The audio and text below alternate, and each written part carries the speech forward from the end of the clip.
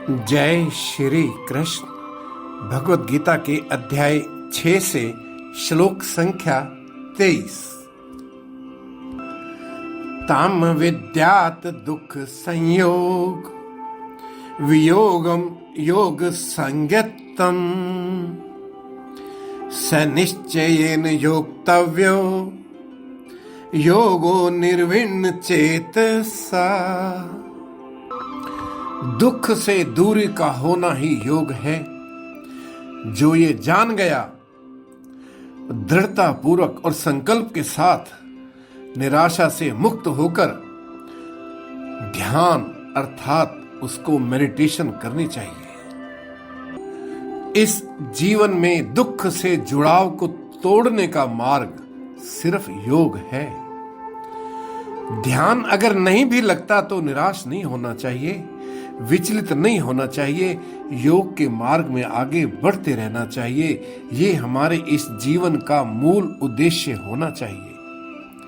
भगवान श्री कृष्ण कहते हैं, अगर धन, प्रसिद्धि या शक्ति, इन सब के पीछे भागना समय व्यर्थ करना है, क्योंकि ये अगर प्राप्त कर भी लें तो दुख भी साथ में प्राप्त होते हैं, क्योंकि ये साथ में आते हैं।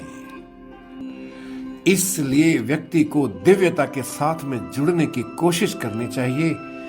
उसमें ऐसा सुख मिलता है जो कभी कम नहीं होता और निरंतर मिलता है।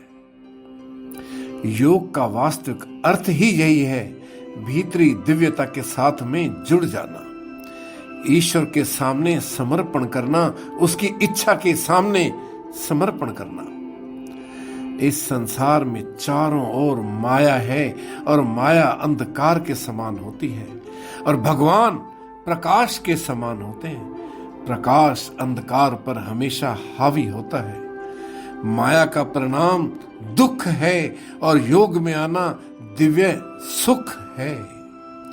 एकत्व से अगर जुड़ गए तो माया के ये दुख, इस संसार के ये दुख कभी हावी हो ही नहीं सकते।